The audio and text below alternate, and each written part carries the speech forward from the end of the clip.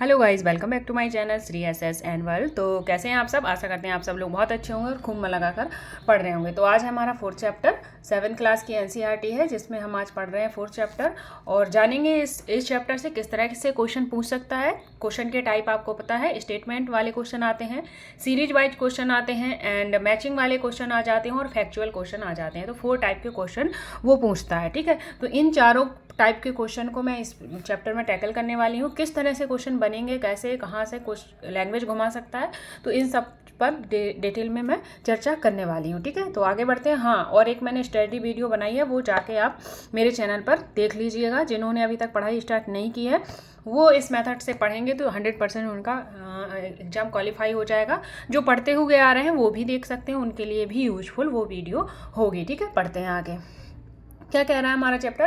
कह रहा है कि मध्यकाल में किसी भी शासक के लिए भारतीय उपमहाद्वीप जैसे बड़े क्षेत्र पर जहां लोगों एवं संस्कृति में इतनी विविधता हो, शासन कर पाना अत्यंत ही कठिन कार्य था। क्यों रहा था? क्योंकि हमारे देश में बहुत ज़्यादा विविधताएं हैं और वहाँ पे एकता स्थापित करना, राजाओं के लिए एक शासन बनाना बहुत ही क्या हो जाता है, डिफिकल्ट हो जाता है। अपने पूर्ववर्तियों के विपरीत मुगलों ने एक साम्राज्य की स्थापना की और वह कार्य पूरा किया जो अब तक केवल छोटी अवधियों के लिए ही संभव जाना पड़ता था। 16वीं शताब्दी के उत्तरार्ध में, कब? 16वीं शताब्दी के उत्तरार्ध में क्या हुआ? इन्होंने दिल्ली और आगरा से अपने राज्य का विस्तार शुरू किया। किसने शुरू किया था? मुगलों ने। कब किया था? 16वीं शताब्दी के उत्तरार्ध में। 16वीं शताब्दी के उत्तरार्ध में दिल्ली और आगरा से अपने साम्राज्य का विस्तार शुरू किया और 17वीं शताब्दी के लगभग संपूर्ण महाद्वीप पर क्या कर लिया था? कब्जा कर लिया था। यानी कि 17वीं शताब्दी में इन्होंने संपूर्ण महाद्वीप पर कब्जा कर लिया था, ठीक है। तो क्या कह रहा है, जो महाद्वीप है, उपमहाद्वीप है, वहाँ पे क्या था? वहाँ पे शासन करना कठिन था क्योंकि बहुत ज़्यादा विविधताएं हैं भारतीय उपमहाद्वीप पे। पर ये किसने किया? ये मुगलों ने संभव किया। मुगलों ने क्या किया? 16वीं शताब्दी के उत्तरार्ध में दिल्ली और आगरा से अपने राज्य का विस्तार शुरू किया एंड 17वीं शताब्दी तक उन्होंने क्या कर लिया? पूर्ण तरीके से अपना अधिकार कर लिया वहां पे, ठीक है। तो क्वेश्चन बन सकता है कि मुगलों ने अपना दिल्ली और आगरा पर शासन कब शुरू किया? तो आप बता दोगे 16वीं शताब्दी में। संपूर्ण अधिकार कब हो गया था? तो वो 17वीं शताब्दी में हो गया था, ठीक है। उन्होंने प्रशासन के ढांचे तथा शासन संबंधी जो विचार लागू किए वे उनके राज्य के पतन के बाद भी टिके रहे। यानी कि जो भी उन्होंने शासन संबंधी रूल्स बनाए थे, रेगुलेशन बनाए थे, जो प्रशासन के लिए शासन संबंधी विचार लागू किए या रूल बनाए, वो उनके राज्य का पतन हो गया, यानी कि मुगलों का पतन हो गया, उसके बाद भी वो रूल्स और रेगुलेशन चलते आ रहे थे, ठीक है। तो ये चीज़ भी आप याद रखेंगे क्योंकि स्टेटमेंट में ये चीज़ डालता है, ठीक है। जब मुगलों की विशेषता के बारे में क्वेश्चन बनाएगा तो ये चीज़ें डाल सकता है, ठीक है। यह एक ऐसी राजनीतिक धरोहर थी जिसके प्रभाव से उपमहाद्वीप में उनके पश्चात आने वाले शासक अपने को अछूता ना रख सके। आज भारत के प्रधानमंत्री स्वतंत्रता दिवस पर मुगल शासकों के निवास स्थान दिल्ली के लाल किले की प्राचीर से राष्ट्र को संबोधित करते हैं। यानी कि वर्तमान में भी क्या हो रहा है? वर्तमान में भी जो दिल्ली के राष्ट्रपति हैं वो क्या करते हैं? वो वहाँ से लाल किले से राष्ट्र को संबोधित करते हैं, ठीक है। तो इस चीज़ का आप ध्यान रखेंगे कब? स्वतंत्रता दिवस पर। तो ये चीज़ें चल रही थी, ठीक है। आगे बढ़ते हैं। बहुत ही अच्छे क्वेश्चन बनते हैं इससे। अभी मैं आपको हर चीज़ को समझाने वाली हूँ। अब मुगल कौन थे भाई? जब मुगलों ने अपने भारत पर, यहाँ भारतीय उपमहाद्वीप पर शासन किया है, तो मुगल कौन थे, कहाँ से आए थे, इनके बारे में जानेंगे, ठीक है। तो मुगल 2 महान शासक वंशों के वंशज थे। अब क्या थे? जो मुगल थे वो 2 महान शासक वंशों के वंशज थे। अब कहो मैम, 2 वंशों के वंशज कैसे होते हैं? हर लोगों का तो एक ही वंश होता है, इनका 2 कैसे? तो ये जो मुगल थे तो ये मातृपक्ष और पितृपक्ष दोनों तरफ के वंशज थे। यानी कि माता की ओर से जो मंगोल शासक थे वो कौन थे? माता की ओर से वो मंगोल शासक चंगेज खान, जो चीन और मध्य एशिया के कुछ भागों पर राज करता था, के उत्तराधिकारी माने जाते थे। यानी कि माता की तरफ से वो चंगेज खान के उत्तराधिकारी माने जाते थे और पिता की ओर से किसके माने जाते थे? दूसरा कलर ले लेती हूँ। पिता की ओर से भी ईरान, इराक, वर्तमान तुर्की के शासक तैमूर के वंशज थे। किसके वंशज माने जाते थे? तैमूर के वंशज माने जाते थे। और तैमूर की मृत्यु कब हुई थी? 1404 में हुई थी। क्वेश्चन बन सकता है डायरेक्ट, अगर फैक्चुअल क्वेश्चन पूछेगा तो पूछ सकता है कि तैमूर की मृत्यु कब हुई थी, तो वो 1404 में हुई थी। इस चीज़ का ध्यान रखेंगे। अब क्वेश्चन बनेगा कि मुगल मुगल वंशज थे, ठीक है, इतना उसने क्वेश्चन दे दिया मुगल वंशज थे, या कुछ और भी चीज़ें ऐड कर दी, लेकिन मेन क्रिप्स क्या है, मुगल वंशज थे। स्टेटमेंट डाल देगा कि वो मुगल दो वंशों के वंशज थे। नंबर 1, मुगल एक वंशज के वंशज थे। नंबर 3, मुगल केवल अपनी मातृ पक्ष के वंशज थे। नंबर 4, मुगल अपने पितृपक्ष के वंशज थे, या कर देगा कि मुगल माता पिता दोनों के वंशज थे। तो क्या होगा, तो जो चीज़ें राइट है, मुगल क्या थे, माता पिता दोनों के वंशज थे, और मुगल 2 वंशज के वंशज थे। तो इस तरह के इनसे स्टेटमेंट बन सकता है। तो 2 वंशज कैसे हो जाते हैं, एक माता की ओर से हो जाता है, एक आपका पिता की ओर से हो जाता है। इस चीज़ का आप ध्यान रखोगे। आगे बढ़ते हैं। आई होप आपको चीज़ें क्लियर हो गई होंगी। जो मुगल थे वो 2 वंशज के वंशज थे। माता की ओर से कौन थे, चंगेज खान के वंशज, और पिता की ओर से कौन थे, तैमूर के वंशज थे। लेकिन जो मुगल थे उन्होंने अपने आप को किस वंशज का माना, ये जानेंगे। परंतु जो मुगल अपने आप को मंगोल कहलाना पसंद नहीं करवाते थे, मुगल या मंगोल कहलाना पसंद नहीं करवाते। जो मुगल थे वो अपने आप को मुगल और मंगोल कहलाना पसंद नहीं करवाते हैं। इस स्टेटमेंट का ध्यान रखेंगे। वो स्टेटमेंट में डाल देगा कि मुगल और मंगोल कहलाना पसंद करते थे, तो ये गलत हो जाएगा, क्योंकि उन्हें ये चीज़ पसंद नहीं थी। ठीक है, तो ऐसा इसलिए था क्योंकि चंगेज खान ने जुड़ी स्मृतियाँ सैकड़ों व्यक्तियों के नरसंहार से संबंधित थी। जो चंगेज खान की जो स्मृतियाँ हैं वो क्या थी, वो बहुत सारे व्यक्तियों के नरसंहार से क्या हो रही थी, संबंधित हो रही थी। ठीक है, ये स्मृतियाँ मुगलों के प्रतियोगियों उज्बेगों से भी संबंधित थी। जो इनके प्रतियोगी थे, स्मृति के प्रतियोगी थे, उनसे भी संबंधित थी।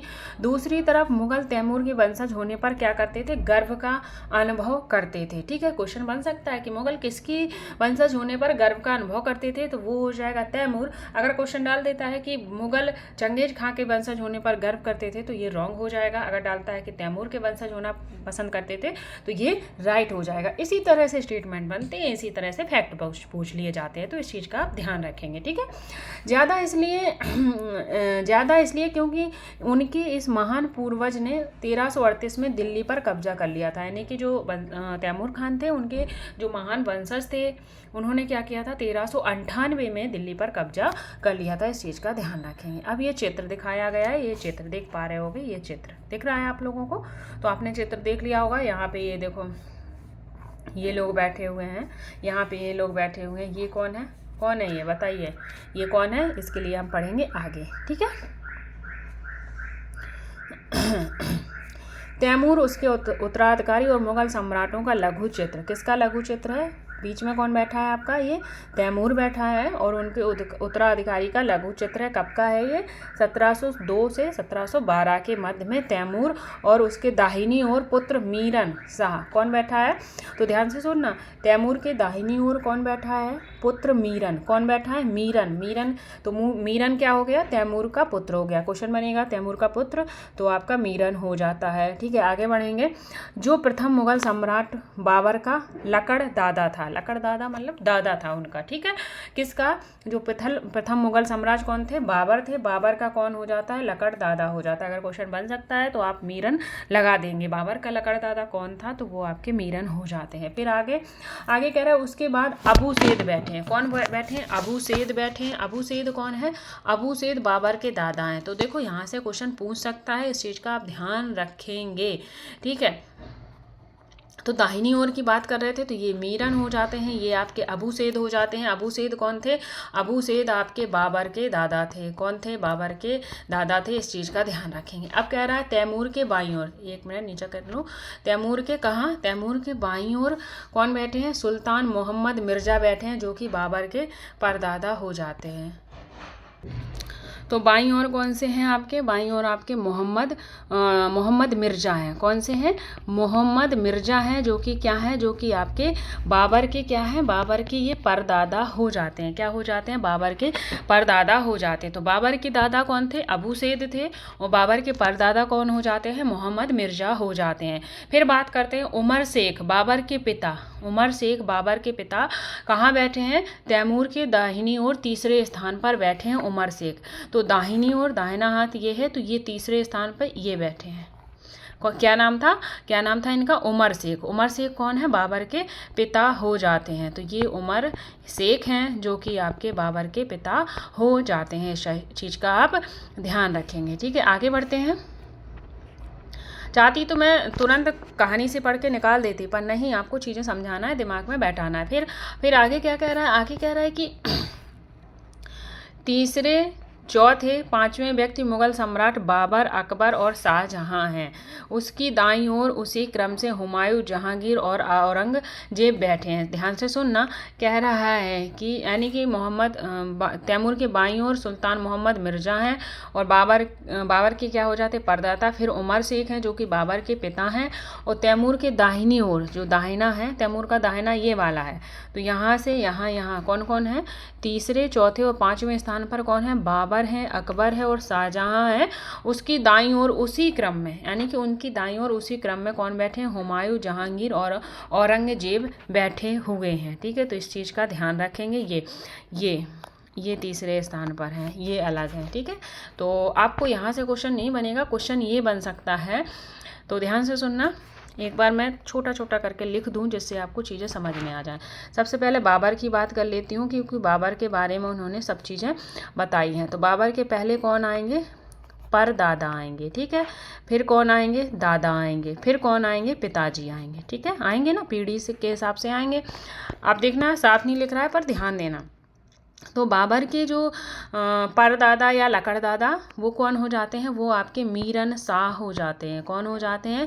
मीरन शाह हो जाते हैं। ठीक है, फिर कह रहा है बाबर के दादा, तो बाबर के दादा आपके अबू सेद नॉट शेख, ठीक है, अबू सेद हो जाते हैं। ठीक है, अब मीरन शाह थे, वो परदादा नहीं थे। एक मिनट, यहाँ पे मैं कर देती हूँ। कौन थे? मीरन साहब के लकड़दादा थे।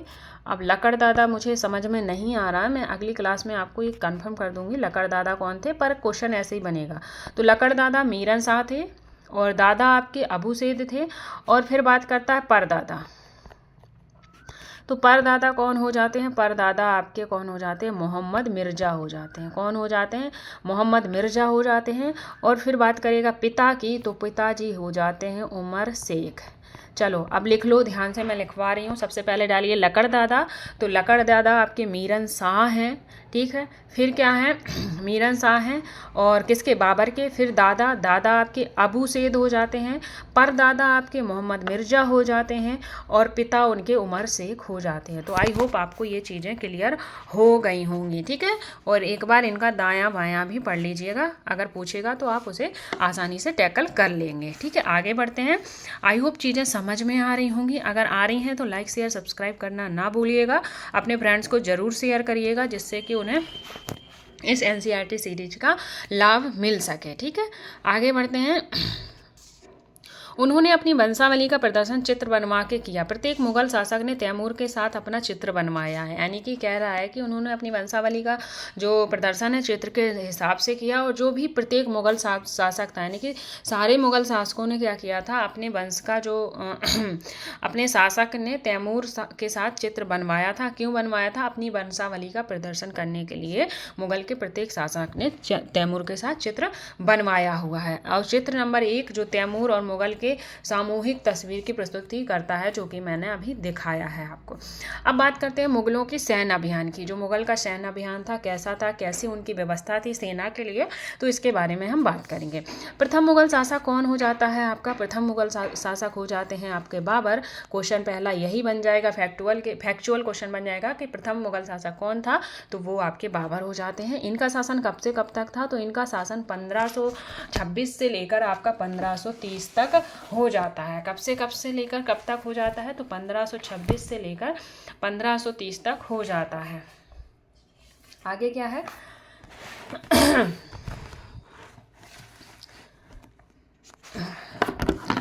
आगे कह रहा है कि 1494 में फरगना राज्य का उत्तराधिकार प्राप्त किया था। जो बाबर थे उनको बाबर को क्या किया था, बाबर को 1494 में उन्हें फरगना का शासक बना दिया गया था। बाबर को 1494 में फरगना का शासक यानी कि राज्य का उत्तराधिकारी या फरगना का शासक बना दिया था। तब जब इन्हें शासक बनाया गया था परगना का, तब इनकी आयु केवल 12 वर्ष की थी। कितनी थी इनकी आयु? इनकी आयु केवल और केवल 12 वर्ष की थी। ठीक है, कितनी थी? 12 वर्ष की थी। ये एक्स्ट्रा पॉइंट है जो मैं आपको थोड़ा थोड़ा बताती चलती हूँ। ठीक है, फिर क्या कह रहे हैं, एक्स्ट्रा क्या है इसमें दिया भी तो है, ये देखो 12 वर्ष की थी। फिर आगे कह रहा है कि मंगोलों की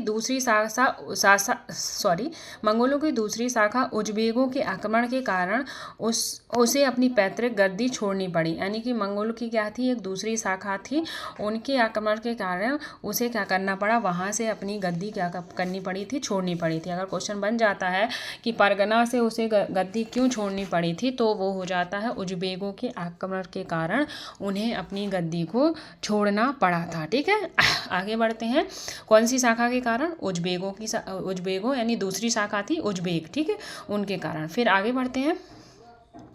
अनेक वर्षों तक भटकने के बाद उसने 1504 में काबुल पर कब्जा किया। बाबर ने क्या किया, बहुत दिनों तक वो यहाँ वहाँ भटका, फिर उसने क्या कर लिया, 1504 में काबुल पर कब्जा कर लिया था। ठीक है, फिर इसके बाद फिर उसने 1526 में दिल्ली के सुल्तान इब्राहिम लोदी को पानीपत में हराया और दिल्ली और आगरा पर कब्जा कर लिया। पहला क्वेश्चन बन जाएगा कि जो पानीपत का युद्ध था वो कब हुआ था, तो पानीपत का युद्ध आपका 1526 में हो जाता है। ठीक है, और किसके बीच में हुआ था, बताइए, ये किसके और किसके बीच में हुआ था, बताओ जल्दी बताओ, बताइए, नहीं पता है तो यहाँ लिखा भी है, पानीपत का युद्ध 1526 में हुआ था, वो भी इब्राहिम लोदी और बाबर के बीच में हो जाता है। किसके बीच में? इब्राहिम लोदी और बाबर के बीच में हो जाता है। डेट पूछता है तो 21 अप्रैल, कब, ये नोट डाउन कर लीजिए, इसमें दिया नहीं गया है एनसीईआरटी में। तो 21 अप्रैल 1526 को, 21 अप्रैल, ध्यान से सुनना, 21 अप्रैल 1526 को पानीपत का युद्ध होता है। किसके किसके बीच में होता है, तो इब्राहिम लोदी और बाबर के बीच होता है। ठीक है, आगे बढ़ेंगे तो ध्यान से सुनना। काबुल पर कब्जा कब किया था? 1504 में, और 1526 में दिल्ली पर कब्जा किया था। किसको हराकर? इब्राहिम लोदी को हराकर। कब? 1526 में। कहाँ पर? पानीपत का युद्ध किया था, पानीपत में इन्होंने हराया था। ठीक है, आगे बढ़ते हैं। और इसी पानीपत के युद्ध में जो बाबर ने क्या किया था, तुलगमा पद्धति का प्रयोग किया था। क्या किया था युद्ध में, किस पद्धति का प्रयोग किया था, तो युद्ध में तुलगमा, ठीक है, ऐसे लिखना है, तुलगमा पद्धति का प्रयोग किया था इसी युद्ध में। ठीक है, ये भी एक एक्स्ट्रा पॉइंट हो जाता है और ज़्यादा जानने की आपको ज़रूरत नहीं है। तुलगमा पद्धति क्या हो जाती है, तोपों को सजाने के क्रम को तुलगमा पद्धति कहते हैं। ठीक है, आगे बढ़ेंगे। आगे कह रहा है कि तालिका 1 में मुगलों के प्रमुख सैन्य अभियानों को दिखाया गया, इसे ध्यान से पढ़िए। क्या आप इस लंबे घटनाक्रम में कोई पुनरावृत्ति ढूंढ सकते हैं? उदाहरण के लिए यह गौर करें कि अफगान मुगल सत्ता के लिए तत्कालीन खतरा थे, यानी कि जो अफगान लोग थे, अफगानिस्तानी थे, वो क्या थे, वो मुगलों के लिए क्या बन गए थे, खतरा बन गए थे। जब परगना से हटाया गया था तब भी क्या किया था, अफगानियों का ही आक्रमण हो जाता है, जिसकी वजह से उन्हें परगना से भी हटा दिया जाता है। परगना से उसे किससे जो परगना से हटाया गया था तब उसे किससे खतरा था, तो उसे खुद के चाचा अहमद मिर्जा को खतरा था, यानी कि अहमद मिर्जा से उसे खतरा हो जाता है। ठीक है, तब उसे परगना से हटाया गया था। तो दूसरी शाखा थी ना, दूसरी शाखा मैंने बताया था ना, दूसरी शाखा मंगोलों की दूसरी शाखा उज्बेकों के आक्रमण के कारण, तो उसके दूसरी शाखा में क्या हो जाते हैं आपके चाचा अहमद मिर्जा, उनसे ही उनको खतरा था। फिर क्या कह रहा है, फिर कह रहा है, और इससे ज़्यादा डिटेल में जाने की ज़रूरत नहीं है, इतना ही आपके लिए काफ़ी है। ठीक है, अफगानों से भी मुगलों को क्या था, खतरा था। ठीक है, मुगल और अहोम अध्याय 7 में पढ़ेंगे, सिखों को 8 और 7 में पढ़ेंगे, एवं मेवाड़ और मारवाड़ को लेसन 9 में हम टैकल करेंगे। ठीक है, उसको अच्छे से जानेंगे। आगे बढ़ते हैं।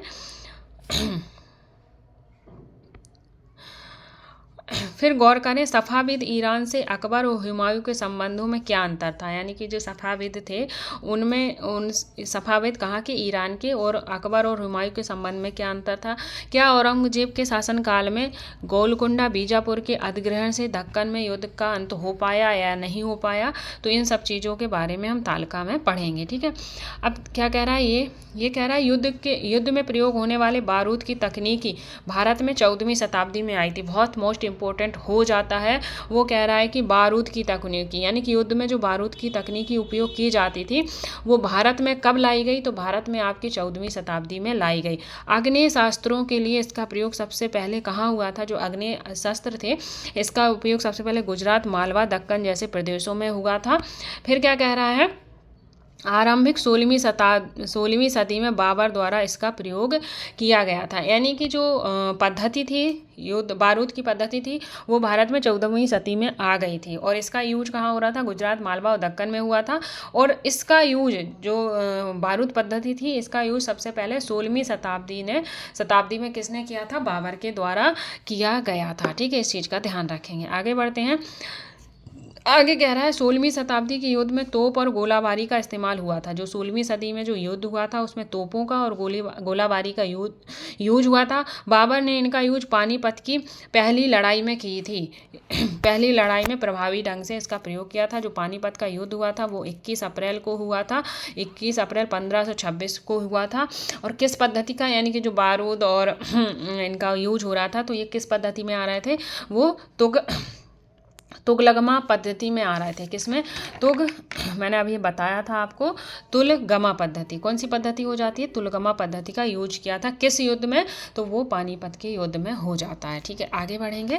तो ये तालिका है, इसमें हमें जानना है इनके अभियानों के बारे में। तो इसमें हम किसके किसके बारे में पढ़ेंगे वो हम बता देते हैं।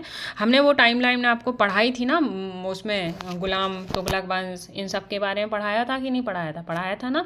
अब हम मुगलों के बारे में पढ़ रहे हैं, तो मुगल सम्राट की घटनाएं। ठीक है, तो प्रमुख घटनाएं, सबसे पहले बाबर के बारे में पढ़ेंगे। बाबर का शासन कब से कब तक रहा, तो 1526 से 1530 तक रहता है। ठीक है, कब से कब तक रहता है, 1526 से 1530 तक रहता है। इसमें इसने क्या किया था, इंपॉर्टेंट चीज़ें हैं, 1526, 1527, 1528। तो 1526 में क्या किया, पानीपत के मैदान में इब्राहिम लोदी और उसके अफगान समर्थकों को हराया था। ठीक है, 1526 में ये काम किया। 1527 में खानवा के किसे, राणा सांगा और राजपूत राजाओं और उनके समर्थकों को हराया। किसने, बाबर ने हराया। कब, 1527 में। ठीक है, फिर बढ़ते हैं आगे। फिर कह रहा है कि चंदेरी में राजपूतों को हराया। कब, 1528 में। तो इन चीज़ों का आप ध्यान रखेंगे, कब किसे हराया, ये टाइमलाइन याद रखेंगे। अपनी मृत्यु से पहले दिल्ली और आगरा में मुगल नियंत्रण स्थापित किया। किसने, बाबर ने। ठीक है, आगे बढ़ते हैं। बाबर के बाद कौन आ जाता है, बाबर का बेटा कौन था, हुमायूं। तो हुमायूं आ जाता है। हुमायूं का शासन कब से कब तक रहा है, तो हुमायूं का शासन आपका 1530 से 1540। फिर इसके बीच में फिर गैप आ जाता है, फिर 1555 से 1556। गैप क्यों आ जाता है, तो आपको पता है शेरशाह सूरी ने इसे हराया था और सूरवंश का शासन स्थापित किया था इस बीच में। ठीक है, 1540 से 1555 के बीच में सूरवंश का शासन आ जाता है दिल्ली पर। ठीक है, तो इस चीज़ का आप ध्यान रखेंगे। तो पहले नंबर पर क्या किया है, हुमायूं ने अपने पिता की वसीयत के अनुसार जायदाद का बंटवारा किया। प्रत्येक भाई को एक एक प्रांत दे दिया। उसके भाई मिर्जा कामरान की महत्वाकांक्षाओं के कारण हुमायूं अपने अफगान प्रतिद्वंदियों के सामने कैसा पड़ गया था, फीका पड़ गया था। तो इस चीज़ का आप ध्यान रखेंगे। तो जो बाबर थे उन्होंने क्या किया था, अपनी वसीयत अपने बेटों में बांट दी थी। तो बाबर के कितने बेटे थे, 4 थे। बाबर के कितने बेटे थे, बाबर के बेटे थे 4। कौन कौन से थे, इस बात का ध्यान रखेंगे। 4 बेटे थे। नंबर 1 में आ जाता है आपको हुमायूं के बाद आ जाते हैं आपके कामरान। ठीक है, फिर आ जाता है अस्करी और फिर आ जाते हैं आपके हिंदाल। तो इनको क्या किया था, इन्होंने अलग अलग प्रांत दे दिए थे बाबर ने। ठीक है, लेकिन फिर क्या हुआ, उसके भाई मिर्जा कामरान की महत्वाकांक्षाओं के कारण हुमायूं को अपने अफगान प्रतिद्वंदियों से हारना पड़ा। यानी कि जो उसका भाई था कामरान, उसने उसे क्या किया था, अफगानों के साथ मिल गया होगा। तो उसी कारण हुमायूं को क्या करना पड़ा था, हार का सामना करना पड़ा था। किसके कारण, तो अपने भाई कामरान के कारण। ठीक है, आगे बढ़ते हैं।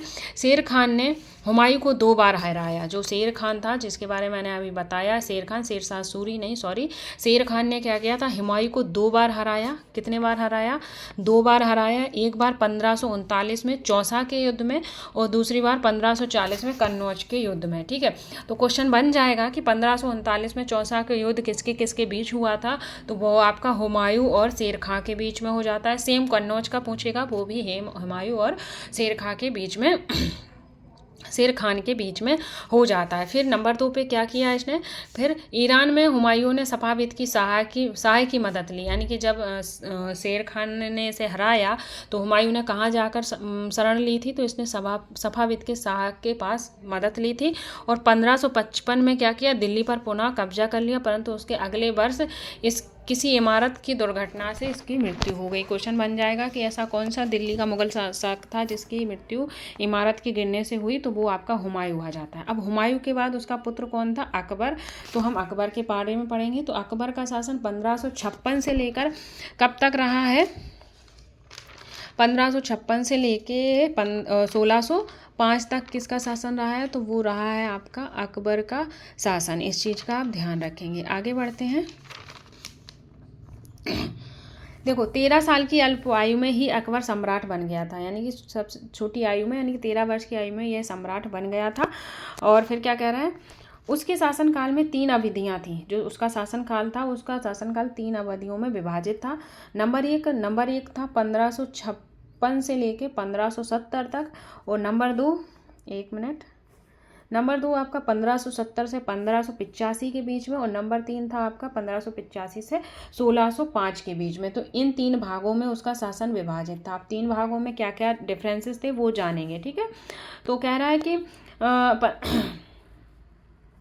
जो 1556 और 1570 के बीच में क्या किया कि मध्य में अकबर ने अपने संरक्षक बैरम खां और अपने घरेलू कर्मचारियों से स्वतंत्र हो गया। यानी कि जब ये 1556 और 1570 का दायरा चल रहा था, तो उसके जो भी संरक्षक थे, जिन्होंने पाला पोसा है और जो घरेलू काम धंधे हैं, उन चीज़ों से उनने क्या किया, अपने आप को छुटकारा दिलाया और वहाँ से वो स्वतंत्र हुआ। ठीक है, फिर कह रहा है उसे सूरी और अन्य अफगान निकटवर्ती राज्यों मालवा, गोंडवाना तथा अपने सौतेले भाई मिर्जा हाकिम और उज्बेकों के विद्रोह को दबाने के लिए सैन्य अभियान चलाए। तो कब कब चलाए, तो इस चीज़ का आप ध्यान रखेंगे। 1556 और 1570 के बीच में चलाए। सीधा सीधा क्वेश्चन आ जाता है। फिर क्या है, 1568 में जो सिसोदिया थे उनकी राजधानी चित्तौड़ और 1569 में रणथंभौर पर कब्जा कर लिया था। किसने, अकबर ने। कब, ठीक है, तो 1568 में सिसोदियाओं की राजधानी चित्तौड़ पर कब्जा किया था। तो उस समय चित्तौड़ का जो मेवाड़ का शासक था या चित्तौड़ का शासक था वो कौन हो जाते हैं, तो उस समय राणा उदय सिंह थे। कौन थे वहाँ पर, राणा उदय सिंह थे, जब इन्होंने चित्तौड़ पर कब्जा किया था। तो इस चीज़ का ध्यान रखेंगे। फिर कह रहा है 1569 में रणथंभौर पर कब्जा किया था। तो रणथंभौर में कौन से शासक हो जाते हैं उस समय, तो सूरज रान थे। कौन थे, सूरज राम राय थे वहाँ के शासक। कहाँ के, रणथंभौर के, जब अकबर ने वहाँ पर कब्जा किया था। इस चीज़ का ध्यान रखेंगे, किसी चीज़ में नोट कर लेंगे। जब उसने क्या किया, 1568 में चित्तौड़ पर कब्जा किया, तो वहाँ के राजा राणा उदय सिंह हो जाते हैं। 1569 में रणथंभौर पर कब्जा किया, तो वहाँ के राजा सूरज राय हो जाते हैं। ठीक है, अब नंबर 2, यानी कि नंबर 2 पे क्या चीज़ें चल रही थी, तो उन्होंने नंबर 2 पे क्या किया, 1 मिनट पहले इरेज कर दूँ, ये साफ कर दूँ, गंदा लग रहा है। ठीक है, मध्य में 1570 और 1585 के बीच में गुजरात के विरुद्ध सैन्य अभियान किया। यानी कि 1570 और 1585 के बीच में उन्होंने क्या किया था, उन्होंने गुजरात के विरुद्ध क्या किया था, अभियान चालू किया था। इस चीज़ का आप ध्यान रखेंगे। ठीक है, आगे बढ़ते हैं। आगे क्या कह रहा है, आगे कह रहा है इन अभियानों के पश्चात उसने पूरब में बिहार और बंगाल में उड़ीसा अभियान भी चलाए। यानी कि पूरब में बिहार और बंगाल में उड़ीसा अभियान चलाए। 1589 और 80 में मिर्जा हाकिम के पक्ष में हुए विद्रोह ने क्या किया, जटिल कर दिया। क्या कर दिया था, उसे जटिलता कर दी थी। कैसे कर दी थी, जानेंगे। तो ये सब चीज़ें यहाँ पर चल रही थी। ठीक है, 1570 का पूछता है, तो 1570 में 1500 यानी कि अगर पूछता है कि अकबर ने अपने द्वितीय चरण में क्या किया, तो उन्होंने गुजरात के विरुद्ध सैन्य अभियान चलाए और पूर्व में बिहार और बंगाल उड़ीसा में भी अभियान चलाए। ठीक है, फिर इसके बाद जो उसका भाई मिर्जा हाकिम के पक्ष में विद्रोह जो हुए, उसके पक्ष में उन्होंने क्या किया, उन चीज़ों को जटिल बनाया, उनकी ठीक है। तो इस चीज़ का आप ध्यान रखेंगे। 1589 और 80 के बीच में ये चीज़ें चल रही थी। तो आई होप आपको चीज़ें क्लियर हो रही होंगी। आगे बढ़ते हैं। आगे कह रहा है, आगे थर्ड चरण आ जाता है। थर्ड चरण में क्या है, 1585 से 1605 अकबर के साम्राज्य का विस्तार हुआ। उत्तर पश्चिम में अभियान चलाए गए, सफाविद को हराकर कंधार पर कब्जा किया गया और क्या हुआ, कश्मीर को भी जोड़ लिया गया। यानी कि कहाँ कहाँ पर उत्तर पश्चिम में अभियान कब चलाए गए, तीसरे चरण में सफाविद को क्या किया गया, हराकर कंधार पर कब्जा किया गया और कश्मीर को क्या किया गया, कश्मीर को जोड़ लिया। मिर्जा हाकिम की मृत्यु के पश्चात काबुल को भी उसने अपने साम्राज्य में मिला लिया था। जो मिर्जा हाकिम विपक्ष में काम कर रहा था ना, उसको भी हराकर उन्होंने क्या किया, अकबर ने काबुल को जोड़ लिया। दक्कन में अभियान की शुरुआत हुई और बरार खानदेश, ठीक है, कहाँ कहाँ, बरार खानदेश, अहमदनगर के कुछ हिस्सों को भी उसने अपने राज में मिला लिया था। अपने शासन के अंतिम वर्षों में अकबर की सत्ता राजकुमार सलीम के विद्रोह के कारण लड़खड़ा गई। कब लड़खड़ा गई थी, तो अपने शासन के अंतिम समय में। किसके कारण, अकबर की सत्ता राजकुमार सलीम के कारण क्या हुई, लड़खड़ा गई। आगे चलकर सलीम, यानी कि सलीम जिसका नाम क्या था, जहांगीर कहलाया और उसका क्या हुआ, राज हुआ। ठीक है, आगे बढ़ते हैं। देखते हैं अब इनके उत्तराधिकारी। उत्तराधिकारी में कौन कौन आ जाता है। अभी तक हमने देखा था बाबर, हुमायूं और अकबर के बारे में पढ़ा है। अब हम इनके उत्तराधिकारी जहांगीर, शाहजहां, औरंगजेब के बारे में पढ़ने वाले हैं। ठीक है, जानेंगे इन्हें डिटेल से। ठीक है, तो जहांगीर क्या कह रहा है, जहांगीर का शासन कब से कब तक था। सबसे पहले ये चीज़ याद रखोगी, किसका शासन कब तक रहा, क्योंकि इससे सीरीज वाइज क्वेश्चन बन जाएंगे। शाहजहां, जहांगीर, किस कब कौन से शासक आए, तो या तो नेम से याद रख लो या सन से याद रखोगे, सन भी साथ में याद रखोगे तो क्या होता है कि उसकी टाइम लाइन भी हमें याद रहती है। ठीक है, तो 1605 से 1627 में जहांगीर आता है। जहांगीर ने अकबर के सैन्य अभियानों को आगे बढ़ाया। फिर उसने क्या किया, मेवाड़ के सिसोदिया शासक अमर सिंह ने मुगलों की सेवा स्वीकार कर ली। यानी कि अभी तक जो सिसोदिया थे उन्होंने मुगलों की सेवा नहीं स्वीकार की थी। जहांगीर के शासनकाल में ही क्या हुआ, मुगलों जो सिसोदिया थे उन्होंने अपना क्या किया, सेवा स्वीकार कर ली। ठीक है, तो इस चीज़ का आप ध्यान रखेंगे। आगे बढ़ते हैं। आगे इसके बाद सिखों, अहोम, सिखों, अहोम, अहमदनगर के खिलाफ अभियान चलाए, जो कि क्या रहे, पूर्णतः सफल नहीं रहे। यानी कि पूरी तरह से सफल नहीं रहे, कुछ ही सफलता उन्हें मिली थी उस जगह। ठीक है, फिर क्या है, फिर आगे कहते हैं जहांगीर के शासन के अंतिम वर्षों में राजकुमार खुर्रम, जो बाद में सम्राट शाहजहां कहलाए, यानी कि जो खुर्रम थे, खुर्रम ही कौन कहलाए, शाहजहां कहलाए। और जहांगीर कौन था, जहांगीर आपका कौन था, सलीम था। कौन था, सलीम था। इस चीज़ का आप ध्यान रखेंगे। ठीक है, जहांगीर की पत्नी नूरजहां ने शासन को हाशिए पर धकेलने का प्रयास किया, जो असफल रहा। हाशिए का मतलब क्या होता है, जानते हो।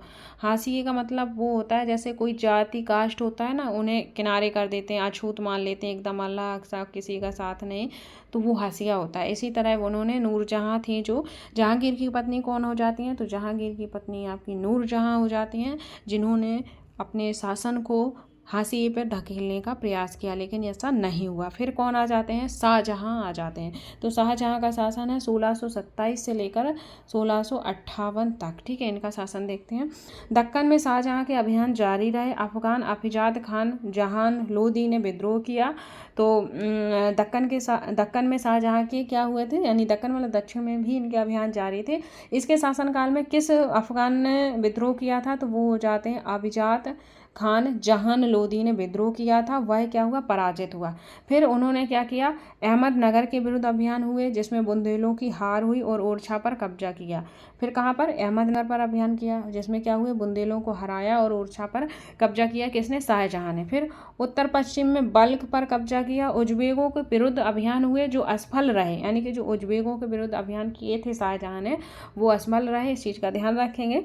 परिणाम स्वरूप कांधार सफाविद के हाथ में चला गया। यानी कि फिर क्या हुआ, जो कांधार था वो सफाविद के हाथ में चला गया था, जिसे सफाविद को किसने हराया था, अकबर ने हराया था। ठीक है, 1632 में अंततः अहमदनगर के मुगलों के राज में मिला लिया गया। जो अहमदनगर था उसे फिर से क्या हुआ, मुगलों के राज में मिला लिया गया। फिर जो बीजापुर की सेना ने सुलह के लिए निवेदन किया। 1657 और 58 में के बीच उत्तराधिकारी को लेकर झगड़ा शुरू हो गया, यानी कि जो 1657-58 था, जब क्या हुआ, उनके उत्तराधिकारियों के बीच किसका झगड़ा हो गया शुरू, उत्तराधिकारी के लिए झगड़ा शुरू हो गया। इसमें औरंगजेब की विजय हुई और दारा शिकोह समेत 3 भाइयों को मौत के घाट उतार दिया गया। जो शाहजहां के पुत्र थे उनमें से औरंगजेब की क्या हुई, विजय हुई, और दारा शिकोह था जो उससे और उसके और 3 भाई थे, उन्हें क्या किया, मृत्यु के घाट उतार दिया गया। शाहजहां की शेष जिंदगी आगरा के कैद खाने में व्यतीत हुई। आगरा के कैद खाने में किसने डाला था, औरंगजेब ने ही उसे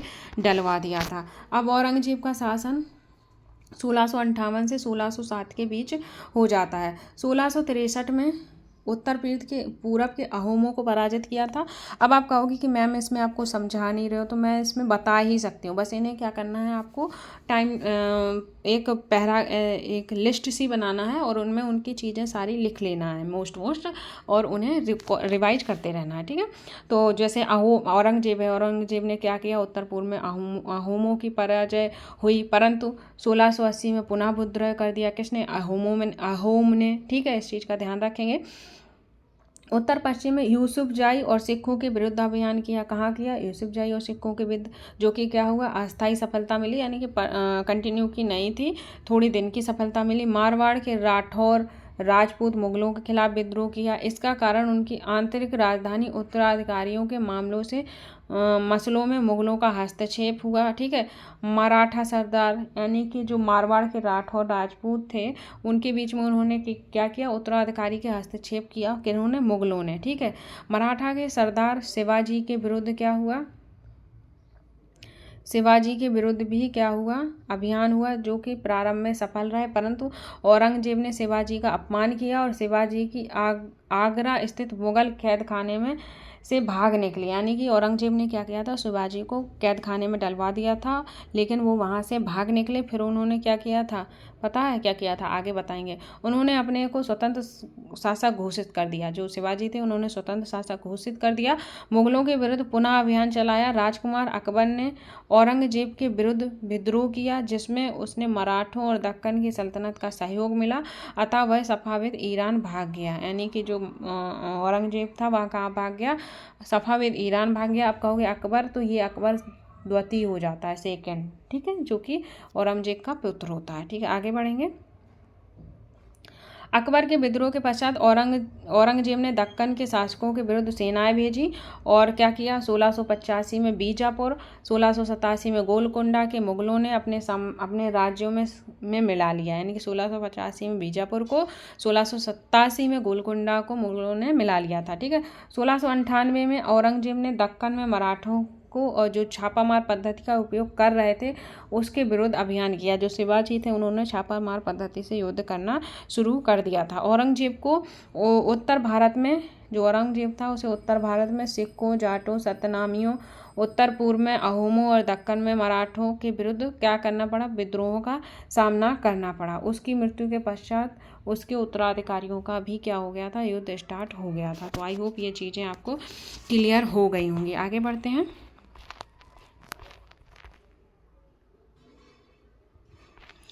तो ये देखो मैप आपको दिखाई दे रहा होगा, यहाँ पे देखो चित्तौड़ 1668 में, गुजरात 1672 में, रणथंभौर 1669 में, मालवा 61 में, ठीक है। ये गोंडवाना है, ये गोलकुंडा 1681 में, बीजापुर 1685 में, बंगाल 1574 में, पटना। तो इस तरह से ये दिखाई दे रहा। आगे बढ़ेंगे। अकबर का शासन का मानचित्र था ये 1605, ठीक है। आगे बढ़ते हैं।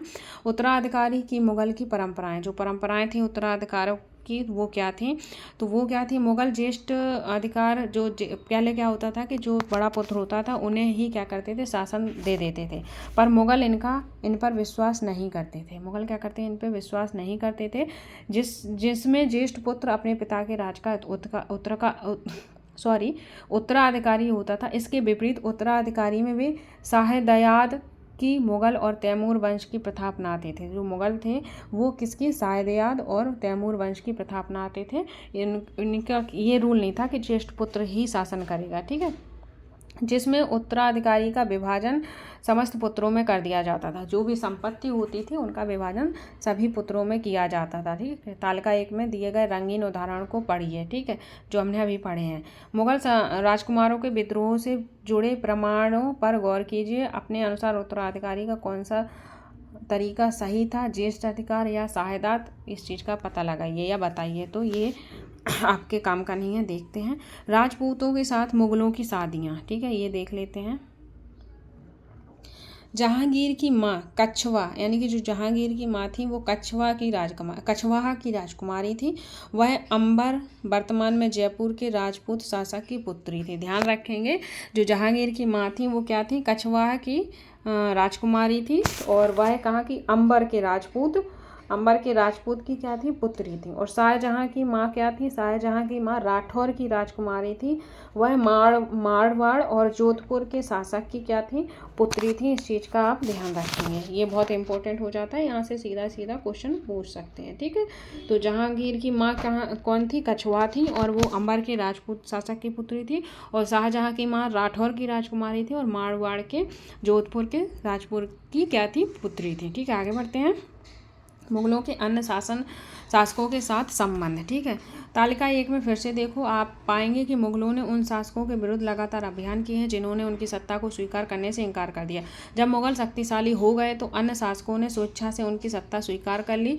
राजपूत इसका अच्छा उदाहरण है। अनेकों ने मुगलों के घराने में अपनी पुत्रियों के विवाह करने पर उच्च पद प्राप्त किए, परंतु कईयों ने इनका क्या किया था? विरोध भी किया था। ठीक है, आगे बढ़ते हैं। देखो, हिस्ट्री बड़ी है, इसके चैप्टर बड़े बड़े हैं, तो इससे टाइम लगता है पढ़ाने में। और क्या होता है कि इसमें थोड़ा लर्निंग प्रोसेस ज़्यादा होता है, और टाइम लाइन से अगर आप पढ़ोगे तो इतना भी कठिन नहीं है। ठीक है, आगे बढ़ते हैं।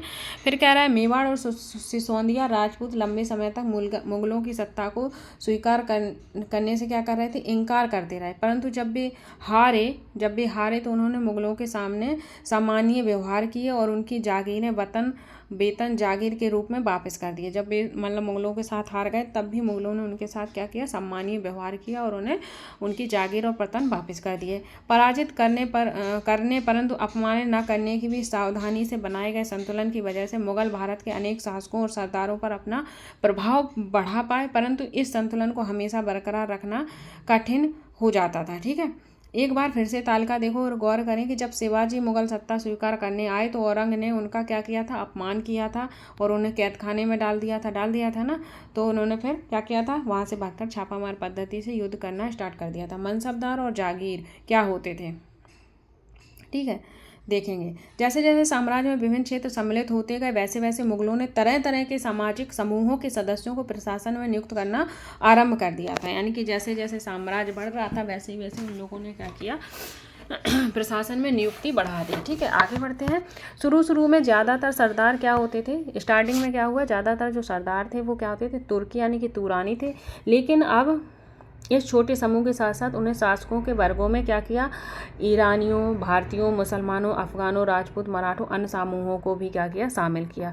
मुगलों की सेवा में आने वाले नौकरशाह क्या कहलाते थे? मनसबदार कहलाते थे। इस चीज़ का ध्यान रखेंगे। जो भी मुगलों की सेवाओं में सेवा करते थे वो क्या कहलाते थे? मनसब कहलाते थे, मनसबदार कहलाते थे। मनसबदार क्या होता है देखेंगे। मनसबदार शब्द का प्रयोग ऐसे व्यक्ति के लिए किया जाता था जिन्हें कोई मनसब यानी कोई सरकारी हैसियत अथवा पद दिया जाता था। इस चीज़ का आप ध्यान रखेंगे। ठीक है, मनसबदार कौन होते थे? जिन्हें कोई सरकारी हैसियत या पद दिया जाता था, वो मनसबदार कहलाते थे। मुगलों द्वारा चलाई गई श्रेणियों की व्यवस्था, जिसके जरिए क्या होता था? पद, वेतन और सैन्य उत्तराधिकारी निर्धारित किए जाते थे। मुगलों के द्वारा जो श्रेणी व्यवस्था चलाई गई थी उसमें क्या क्या हो रहा था? पद, वेतन और सैन्य उत्तराधिकारी निर्धारित किए जाते थे। ठीक है, पद और वेतन का निर्धारण जात की संख्या पर निर्भर था। जो भी पद होता था, जो वेतन होती थी, वो किसके अनुसार निर्भर होता था? तो वो जात के अनुसार निर्भर होता था, जात की संख्या के अनुसार निर्भर होता था। जात की संख्या जितनी अधिक होती थी, दरबार में अभिजात की प्रतिष्ठा उतनी ही बढ़ जाती थी, उसका वेतन भी उतना ही अधिक होता था। यानी कि जात के जो जात व्यवस्था थी उसी के अनुसार उन्हें चीज़ें मिलती थी। जितनी ज़्यादा जात की संख्या होगी उतनी ज़्यादा सैलरी होगी, उतना ज़्यादा उनका दरबार में क्या होगा? रुतबा यानी कि प्रतिष्ठा होगी। ठीक है, आगे बढ़ेंगे। जो सैन्य उत्तराधिकारी मनसबदारों को सौंपे जाते थे, उन्हीं के अनुसार उन्हें घुड़सवार रखने पड़ते थे। यानी कि जो सैन्य उत्तराधिकारी मनसबदारों को देते थे, जो सैन्य उत्तराधिकारी दिए जाते थे, उन्हीं के अनुसार वो क्या रखते थे, घुड़सवार रखने पड़ते थे। ठीक है, आगे बढ़ेंगे। मनसबदार अपने सवारों के निरीक्षण के लिए लाते थे। यानी कि जो मनसबदार थे वो सवारों के निरीक्षण के लिए लाते थे। वे अपने सैनिकों के घोड़ों को दगवाते थे। क्या करते थे मनसबदार? सैनिकों के घोड़ों को क्या करते थे, दगवाते थे। सैनिकों का पंजीकरण करवाते थे। कार्यवाही के बाद उन्हें वेतन देने के लिए धन मिलता था। मनसबदार का वेतन राजस्व एकत्रित करने वाली भूमि के रूप में था, जिन्हें जागीर कहते थे। यानी कि जो मनसबदार का वेतन था उन्हें कैसे मिलता था, जो जागीर दी जाती थी, भूमि दी जाती थी, उससे कर वसूल कर ही उनका वेतन दिया जाता था, और जो तकरीबन इक्ताओं के समान होती थी। जो इक्तेदारी की प्रथा हमने पढ़ी थी ना पहले, इल्तुतमिश ने स्टार्ट की थी, उसके ही समान होती थी। अब यहाँ देखेंगे क्या है ये सिस्टम, जात और श्रेणियाँ। ठीक है, ये जानेंगे। अगर 5000 जात वाले अभिजातों का दर्जा 1000 जात वाले अभिजातों से ऊंचा होता था, यानी कि किसी के पास 5000 जात हैं तो उसे 1000 जात वाले से क्या माना जाता था, ऊंचा माना जाता था। अकबर के शासनकाल में 29 ऐसे मनसबदार थे जिन्हें 5000 जात की पदवी थी।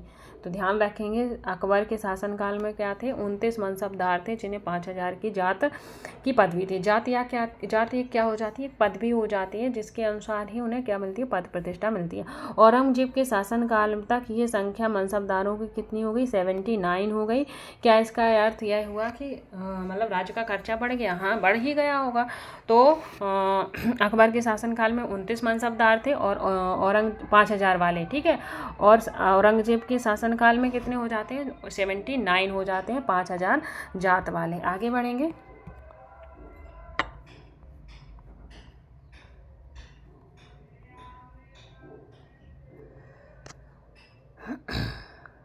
आज मैं आधा ही चैप्टर करा रही हूँ, कल मैं पूरा करवाऊँगी क्योंकि बहुत बड़ा चैप्टर है। अभी देखो, अभी आपकी 8, 9, 10, 11, 12, 13 बहुत ज़्यादा बड़ा है अभी तो। ठीक है, तो देखती हूँ कितना होता है।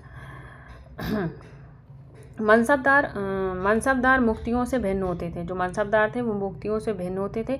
वे अपनी जागीर पर नहीं रहते थे, यानी कि अपनी जागीर पर नहीं रहते थे और ना ही प्रशासन करते थे। ठीक है, उनके पास अपनी जागीरों के केवल राजस्व एकत्रित करने का अधिकार था। जो जागीर थी सिर्फ उस पर क्या कर सकते थे, वो राजस्व इकट्ठा कर सकते थे, ना तो वहाँ पर रहते थे और ना ही वो प्रशासन कर सकते थे जैसे इक्तेदार करते थे। तो इस तरह से इक्तेदारों से ये अलग हो जाती हैं। ठीक है, इक्तेदार क्या करते थे, वहाँ रहते थे, वहाँ पे शासन करते थे, वहाँ की व्यवस्था चलाते थे, पर ये सिर्फ क्या करते थे मनसबदार, ये सिर्फ उस जागीर पर अपना कर वसूलते थे, रहते और शासन नहीं चलाते थे। ठीक है, यह राजस्व उनके नौकर उनके लिए एकत्रित करते थे, यानी कि जो राजस्व था तो वो मनसबदार के नौकर उनके लिए एकत्रित करते थे, जबकि स्वयं देश के किसी अन्य भाग में सेवारत रहते थे। यानी कि जो मनसबदार थे उनके नौकर राजस्व इकट्ठा करते थे, पर मनसबदार भी किसी राजस्व के काम में क्या करते थे, सेवारत रहते थे। ठीक है, अकबर के शासनकाल में इन जागीरों का सावधानी पूर्वक आकलन किया जाता था ताकि इनका राजस्व मनसबदार के वेतन के तकरीबन बराबर रहे। औरंगजेब के शासनकाल तक पहुंचते पहुंचते स्थिति बदल गई। अब प्राप्त राजस्व मनसबदार के वेतन से क्या हो गया, बहुत कम हो गया था। जो राजस्व था वो मनसबदार के वेतन से बहुत कम हो गया था। मनसबदार की संख्या में भी क्या हुई थी, अत्यधिक वृद्धि हुई, जिसके कारण उन्हें जागीर से मिलने वाला एक लंबा इंतजार करना पड़ता था। ठीक है, और इन सभी कारणों से जागीरों की संख्या में भी क्या हो गई थी, कमी हो गई थी। ठीक है, आगे बढ़ते हैं।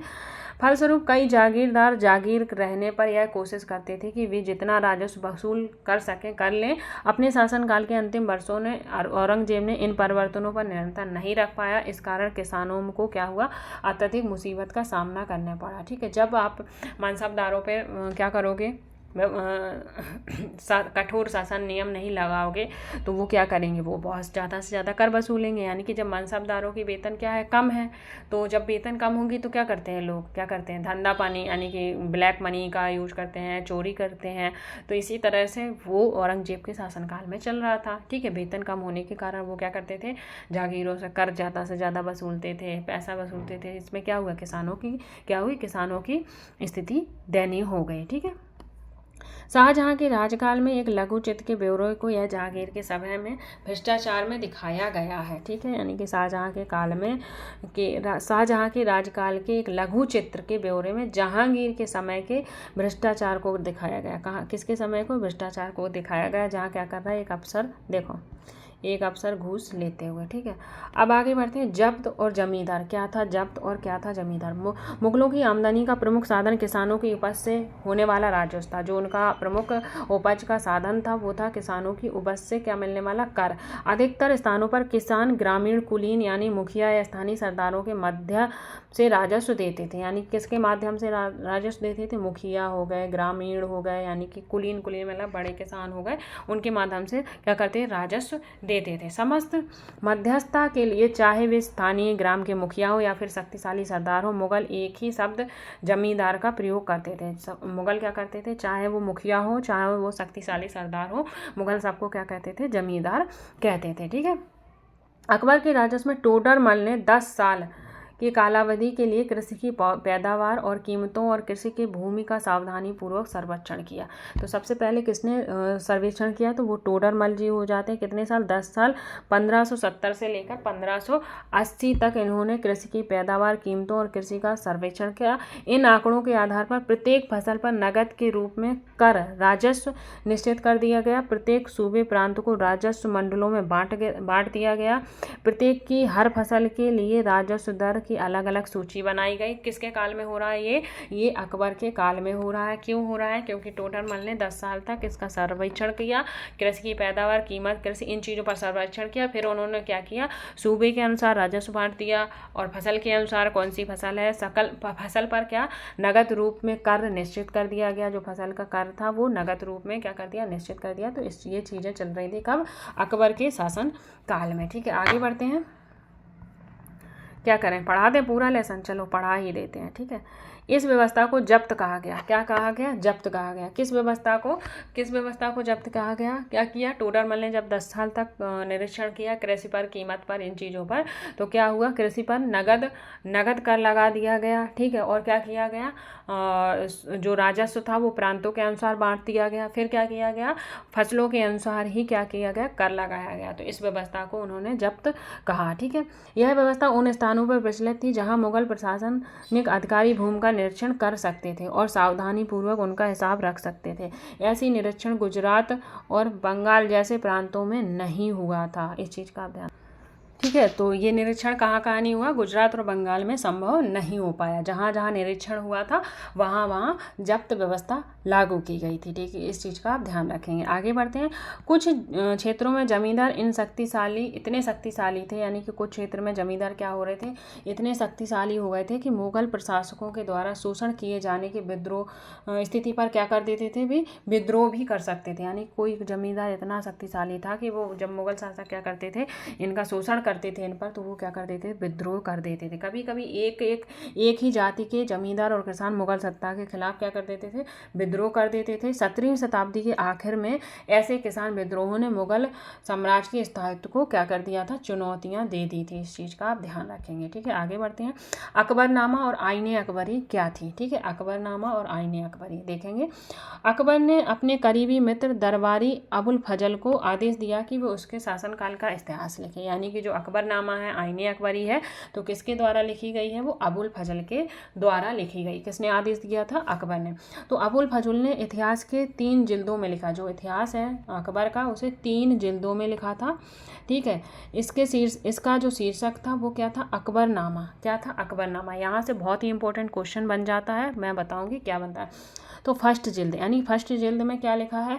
अकबर के पूर्वजों का बयान, और दूसरी में अकबर के शासनकाल की घटनाओं का विवरण हो जाता है, और तीसरी जिल्द में आईने अकबरी है। तो ध्यान से सुनना, जो इतिहास जो अबुल फजल ने लिखा, अकबरनामा या आईने अकबरी, वो किसने लिखी? अबुल फजल ने लिखी। अबुल फजल ने इसका जो शीर्षक दिया इस बुक का, वो क्या हो जाता है? वो आपका अकबरनामा हो जाता है। इसे उसने कितने जिल्द में? 3 जिल्द में तैयार किया था। पहली जिल्द में क्या है? अकबर के पूर्वजों का बयान है। तो किस चीज़ से ध्यान रखोगे कि सबसे पहले क्या आते हैं, बड़े बूढ़े आते हैं ना बड़े बूढ़े, तो सबसे पहले नंबर पे पूर्वज आ जाएंगे पहली जिल्द में।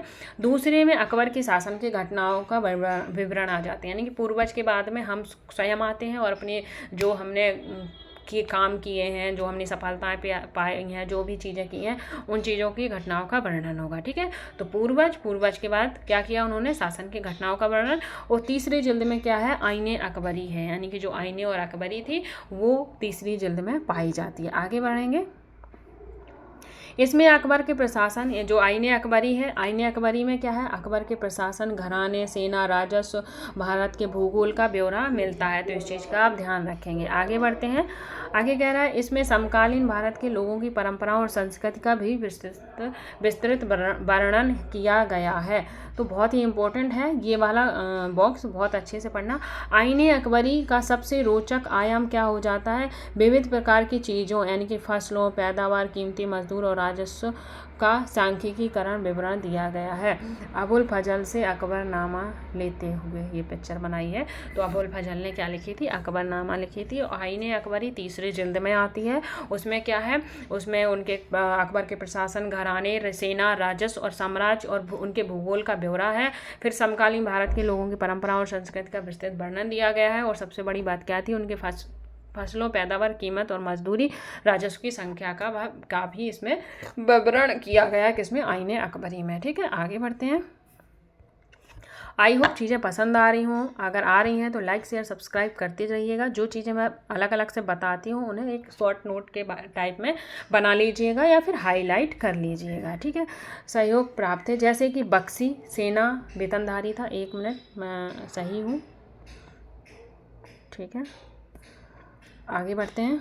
तो यहाँ से भी क्वेश्चन बनेगा, मैचिंग का क्वेश्चन बन जाएगा। तो कैसे बनेगा ये मैं अभी आपको क्लियर करती हूँ। ठीक है, सुनना। तो जैसे कि बक्सी क्या हो जाता है, बक्सी क्या था, बक्सी कौन था, बक्सी किसे कहते थे, बक्सी सैनिक वेतनधारी को कहते थे, वेतन अधिकारी को, सॉरी। बक्सी जो होता है, बक्सी किसे कहा जाता था, तो बक्सी सैनिक वेतन अधिकारी को कहा जाता था। फिर नंबर 2 पर सदर क्या होते थे, धार्मिक या धर्मार्थ किए जाने वाले कार्यों का मंत्री कौन होता था, सदर हो जाता था।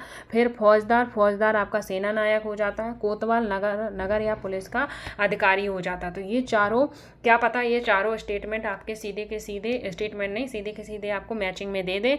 एक तरफ बक्सी, सदर, फौजदार और कोतवाल लिख दे, दूसरी तरफ ये सारी चीज़ें देख ले, सेना नायक, नगर पुलिस अधिकारी, धार्मिक और धर्मांध किए जाने वाले कार्यों का मंत्री, सैनिक वेतनधारी। तो इस तरह से यहाँ से मैचिंग का क्वेश्चन बन सकता है। ठीक है, तो इस चीज़ का आप ध्यान रखेंगे। आगे बढ़ेंगे। आगे क्या है, जहांगीर के दरबार पर नूरजहां का प्रभाव। जो जहांगीर की पत्नी थी ना नूरजहां, जिसने क्या किया था, जहांगीर के शासन को किस पे, हाशिए पे ले जाने की कोशिश कर रही थी। तो देखेंगे इसका क्या प्रभाव था नूरजहां का। ठीक है, कोई नहीं, थोड़ी बड़ी क्लास हो जाएगी, कोई दिक्कत नहीं है, पढ़ाएंगे। ठीक है, तो जो नूरजहां थी उसे क्या कहा जाता था, मेहरुन निसा कहा जाता था। क्या कहते थे, मेहरुन निसा कहते थे। जहांगीर का विवाह हुआ था किससे, मेहरुन निसा ने 1611 में जहांगीर से विवाह किया। उसे नूरजहां का खिताब मिला। क्या मिला, नूरजहां का खिताब मिला। नूरजहां हमेशा जागीर के प्रति क्या रही, अत्यंत वफादार रही है। जो नूरजहां थी वो जागीर के प्रति अत्यंत वफादार रही, उसको समय समय पर सहयोग देती रही। ठीक है, नूरजहां के सम्मान में जहांगीर ने क्या किया था, नूरजहां के सम्मान में जहांगीर ने चांदी के सिक्के जारी किए। अब क्वेश्चन बन जाएगा कि चांदी के सिक्के जहांगीर ने क्यों जारी किए, तो वो नूरजहां के सम्मान में जारी किए। एक और उसने क्या किया था, चांदी के सिक्के में स्वयं के खिताब को उत्कीर्ण करवाया था, और दूसरी ओर यह वाक्य लिखा था, रानी बेगम नूरजहां के नाम से गढ़ा हुआ सिक्का। तो ये वाक्य दूसरी ओर लिखा हुआ था, तो ये इम्पोर्टेंट हो जाता है। ठीक है, आगे बढ़ेंगे। बाईं ओर दिया गया दस्तावेज नूरजहां द्वारा जारी किया गया आदेश और फरमान है। ये जो दस्तावेज दिख रहा है ये नूरजहां द्वारा क्या है, आदेश और फरमान है। बाईं ओर दिया गया दस्तावेज नूरजहां द्वारा जारी किया गया क्या है, आदेश और फरमान है। फिर क्या कह रहा है, चौकोर मोहर बताती है कि उदात्त और महान महारानी नूरजहां बादशाह बेगम का आदेश। जो चौकोर मोहर थी वो क्या बताती है, वो बताती है उद्दत महान महारानी नूरजहां बादशाह बेगम का आदेश। गोल मोहर के अनुसार क्या था, गोल मोहर के अनुसार शाह जहांगीर के प्रताप से महारानी चंद्रमा जैसी वैभवशाली बन गई। यह कामना करते हैं कि नूरजहां पातशाह इस युग की सर्वोत्तम महिला बने। तो ध्यान रखेंगे, क्वेश्चन बन जाएगा, मैचिंग का भी क्वेश्चन बन सकता है, स्टेटमेंट का क्वेश्चन बन सकता है। पहला क्वेश्चन बनेगा चौकोर मोहर क्या बताती है। तो चौकोर मोहर क्या बताती थी हमें, उदत महान और महारानी नूरजहां पातशाह बेगम का आदेश। ठीक है, किससे, चौकोर मोहर से, यानी कि रानी के आदेश का पता चलता है।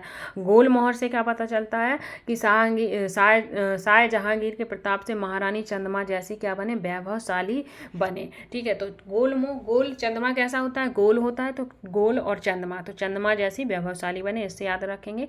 चौकोर मोहर यानी कि गुस्से में कैसा हो जाता है आपका मुंह लाल और पता नहीं कैसा हो जाता है, तो वो चौकोर हो जाता है। तो वो क्या रहा है, गुस्सा में, क्या गुस्सा से याद करना, उदत्त और महान महारानी नूरजहां का क्या बने, बेगम पातशाह का आदेश। ठीक है, ये चीज़ें यहाँ से ध्यान रखेंगे, बहुत इंपॉर्टेंट है, यहाँ से क्वेश्चन बन सकता है। आगे बढ़ेंगे। अकबर अभिजात बड़ी सेनाओं का संचालन करते थे और बड़ी मात्रा में राजस्व खर्च कर सकते थे। जब तक वे वफादार रहे, साम्राज्य का कार्य क्या हुआ, सफलतापूर्वक चलता रहा। परंतु 17वीं सदी के अंत में अभिजात ने अपने स्वतंत्र ताना बाना बुन लिए, यानी कि जो अभिजात जब तक क्या थे, अच्छे से कार्य कर रहे थे और ईमानदार थे, तब तक तो राज अच्छे से चला मुगलों का। पर जैसे ही वो क्या हुए, थोड़े अपने लिए स्वतंत्र हुए, वैसे ही उनका क्या हुआ, राज गड़बड़ा गया। ठीक है, साम्राज्य के प्रति उनकी वफादारी उनके निजी हितों के कारण कमजोर पड़ गई थी। ठीक है, आगे बढ़ते हैं। 1570 कब, 1570 में जब अकबर ने फतेहपुर सिकरी में था, तब उसने उलेमा, ब्राह्मणों और जेसुइट और पादरियों जो रोमन कैथोलिक थे और जरासुत धर्म के अनुयायियों के साथ धर्म के मामले में चर्चा शुरू की थी। यानी कि 1570 में अकबर ने क्या किया था, कई धर्म अधिकारियों के साथ चर्चाएं शुरू की। ये चर्चाएं इबादत खाने में हुई थी। ठीक है, क्वेश्चन बन जाएगा कि अकबर ने जो कई धर्म के अनुयायियों के साथ चर्चा की, यानी कि चाहे वो उलेमा हो, चाहे ब्राह्मण हो, चाहे वो जराथुस्त हो, कोई भी हो, ईसाई पादरी, उनके साथ उन्होंने चर्चा की। वो कहाँ हुई, वो इबादत खाने में हुई थी। आगे बढ़ते हैं। अकबर की रुचि विभिन्न व्यक्तिगत धर्मों और रीति रिवाज में थी। तो यहाँ से स्टेटमेंट के क्वेश्चन बन जाते हैं, ध्यान से सुनना। तो अकबर की रुचि हर रीति रिवाज में और हर धर्म में थी। इस विचार विमर्श से अकबर की समझ बनी कि जो विद्वान धार्मिक रीत और मतान्धता पर बल देते हैं, वे अक्सर कट्टर होते हैं। यानी कि जो धार्मिक रीति और मत अंधता पर क्या करते हैं, ध्यान देते हैं, वे अक्सर कट्टर होते हैं। उनकी शिक्षाएं प्रजा के बीच क्या करती हैं, विभाजन और असमंजस पैदा करती हैं। उनकी जो शिक्षाएं हैं वो प्रजा के प्रति क्या कर रही हैं, विभाजन कर रही हैं और असमंजस पैदा करती हैं।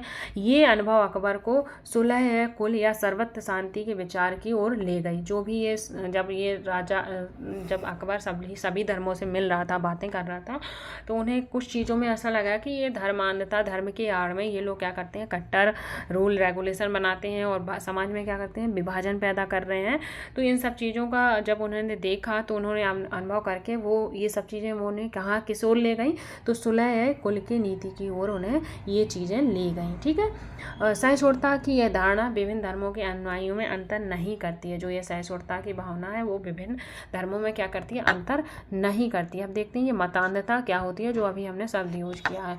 मतान्धता ऐसी व्याख्या या कथन जिसमें अधिकारपूर्ण कहकर यह आशा की जाए कि उस पर बिना कोई प्रश्न उठाए उसे स्वीकार कर ली जाए। मान लीजिए कोई रूल लगाया, कोई रूल चला दिया गया, यानी कि ये रूल कर दिया गया कि मंदिरों में औरतें नहीं जाएंगी, सिर्फ आदमी जाएंगे। ठीक है, ये रूल लगा दिया, अब लोग मान रहे हैं, अब इसमें कोई प्रश्न नहीं उठा रहे, पर ये गलत है ना। ये क्या हो गई, ये धर्म अंधता हो गई। यानी कि मंदिर में सबको जाने का अधिकार है, सब लोग जा सकते हैं। तो धर्म अंधता के आड़ में क्या कर रहे हैं, विभाजन ही तो कर रहे हैं। यानी कि पुरुष जा सकते हैं, स्त्रियां नहीं जा सकती। ये क्या हो गया, ये विभाजन हो गया। ठीक है, अपितु क्या था, आगे देखते हैं। अपितु इसका केंद्र बिंदु थी नीति शास्त्र की एक व्यवस्था। क्या थी, नीति शास्त्र की एक व्यवस्था थी जो सर्वत्र लागू की जा सकती थी। इसमें केवल क्या था, केवल सच्चाई, न्याय और शांति पर बल दिया जाता था। ठीक है, फिर क्या है, अबुल फजल ने सुलह कुल के इस विचार पर आधारित शासन दृष्टि बनाने में अकबर की मदद की थी। जो सुलह कुल की नीति थी उससे उस प्रकार से शासन बनाने में किसने मदद की थी, तो अबुल फजल ने उसकी मदद की थी। ठीक है, शासन के इस सिद्धांत को जहांगीर और शाहजहां ने भी अपनाया था। सुलह कुल की नीति को किसने अपनाया, जहांगीर और शाहजहां ने भी अपनाया। अब सुलह कुल क्या था इस बारे में जानेंगे। ठीक है, अकबर की सुलह कुल की नीति उनके पुत्र जहांगीर ने इस प्रकार वर्णन किया, यानी कि जहांगीर ने किस प्रकार वर्णन किया देखते हैं। ईश्वर की अनुकंपा के विस्तृत आंचल में सभी वर्गों और सभी धर्मों के अनुयायियों की जगह है। ठीक है, क्या है, सभी धर्म और सभी वर्ग हैं। उनके विशाल साम्राज्य में जिसकी चारों ओर सीमाएं केवल समुद्र से निर्धारित होती थी, विरोधी धर्मों के अनुयायियों तरह तरह के अच्छे विचारों के लिए जगह थी। यह असुरक्षितता का मार्ग बंद था। यहाँ सुन्नी और शिया एक ही मस्जिद में इकट्ठे होते थे और ईसाई यहूदी या गिरजे में प्रार्थना करते थे। उन्हें सुसंगत तरीके से सर्व शांति सुलह कुल के सिद्धांत का पालन करना किया। ठीक है, सर्विक शांति। सुलह और कुल नीति का अर्थ क्या हो जाता है, सुलह कुल की नीति का अर्थ हो जाता है सर्विक शांति। थोड़ा सा मैं पानी पी लूँ, मेरे गले में बहुत ज़्यादा पेन हो रहा है। ठीक है, जब तक आप लाइक और शेयर कर दीजिएगा। ठीक है,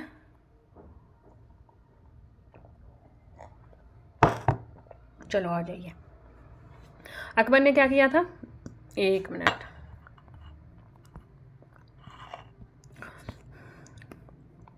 अकबर ने कई संस्कृत ग्रंथों का क्या किया, फारसी में अनुवाद कार्य को संपन्न कराया। उसके उद्देश्य से फतेहपुर सिकरी में एक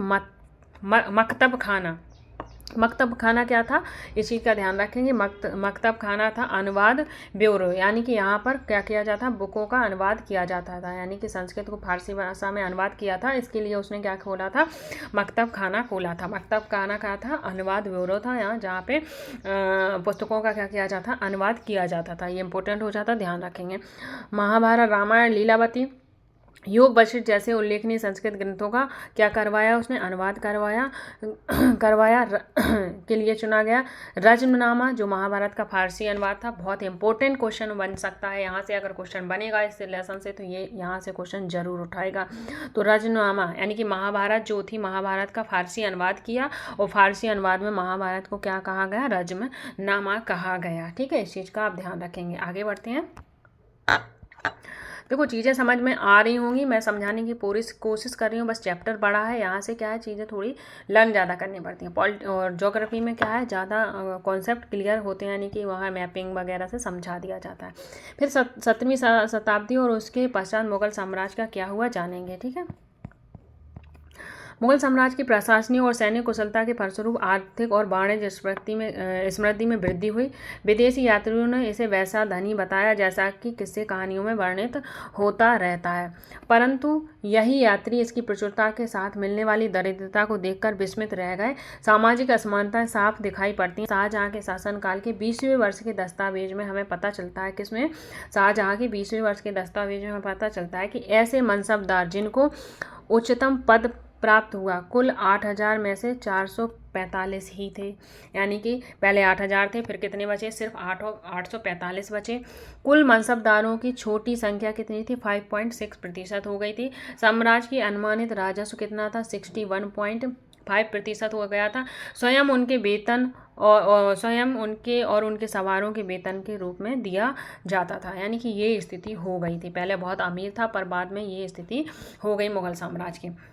मुगल सम्राट और उनके मनसबदारी अपनी आय का बहुत बड़ा भाग वेतन और वस्तुओं पर लगा देते थे। जो भी वेतन का भाग, आय का भाग था, वो क्या करते थे, वेतन वस्तुओं पर लगा देते। इसके खर्चे से शिल्पकार और किसानों को लाभ होता था, चूंकि वे वस्तुओं को फसल की पूर्ति करते थे। परंतु राजस्व का भार इतना था कि प्राथमिक उत्पादक कौन हो जाते हैं, आप इकोनॉमिक्स में भी पढ़ते हो, कौन हो जाते हैं, किसान शिल्पकार के पास निवेश के लिए बहुत कम धन बचता था और इनमें से जो गरीब थे वे मुश्किल से क्या कर पाते थे, पेट अपना पाल पाते थे। ठीक है, वे उत्पादन शक्ति बढ़ाने के लिए क्या करते थे, अतिरिक्त संसाधन और औजारों और अन्य वस्तुओं के निवेश करने की बात सोच भी नहीं सकते थे। ऐसी अर्थव्यवस्था में ज़्यादा धनी किसान, शिल्पकारों के समूह, व्यापारियों और महाजन क्या करते थे, लाभ उठा लेते थे। आगे बढ़ेंगे। मुगलों के कुलीन वर्ग के हाथों में बहुत धन और संसाधन थे, जिनके कारण 17वीं शताब्दी के अंतिम में, यानी कि जो मुगलों का कुलीन वर्ग था, जमींदार थे, उनके पास क्या हुआ, बहुत संसाधन हो गए। इसलिए उन्होंने क्या किया, 17वीं शताब्दी के अंतिम वर्षों में अत्यधिक शक्तिशाली हो गए। फिर क्या हुआ, जैसे जैसे सम्राट की सत्ता पतन की ओर बढ़ी, वैसे वैसे भिन्न क्षेत्रों में सम्राट के सेवक स्वयं की शक्तिशाली केंद्र बनाने में लग गए। यानी कि कोई राजा अगर वीक पड़ता है तो उनके सैनिक, सेनापति क्या करते हैं, जो स्ट्रांग होते हैं, जिनके पास धन है, वैभव है, वो खुद को सत्ता यानी कि शक्ति का केंद्र बनाने में लग जाते हैं। ठीक है, ये हमेशा से चला आया है। इनमें से कुछ नए वंश स्थापित किए गए थे, जैसे हैदराबाद, अवध जैसे प्रांतों में अपना नियंत्रण जमाया गया। कहाँ कहाँ, हैदराबाद और अवध में। फिर बात करते हैं, यद्यपि वे दिल्ली के मुगल सम्राट के स्वामियों के रूप में मान्यता देते रहे, तथापि 18वीं शताब्दी तक साम्राज्य के कई प्रांतों में अपनी स्वतंत्र राजनीतिक पहचान बना चुके थे। इनके बारे में हम कहाँ पढ़ेंगे, 10th चैप्टर में पढ़ेंगे। ठीक है, आगे बढ़ते हैं। तो ये था आपका मुगल साम्राज्य का चैप्टर। अब देखते हैं राजा और रानियों क्या क्या यहाँ देखने को मिलता है। एक बार ये और पढ़ लें, फिर आपका चैप्टर फिनिश। फिर मैं एक बार रिकॉल करवाती हूँ, जो कि बहुत ज़रूरी होता है। ठीक है, राजा और रानियाँ क्या थी। 16वीं शताब्दी में मुगल के लगभग समकालीन संसार के विभिन्न भागों में कई महान राजा रानियाँ थे। जैसे इनमें से ओटोमन तुर्की के सुल्तान सुलेमान, कहाँ के, ओटोमन तुर्की के सुलेमान 1520 से 1566 शामिल है। उसके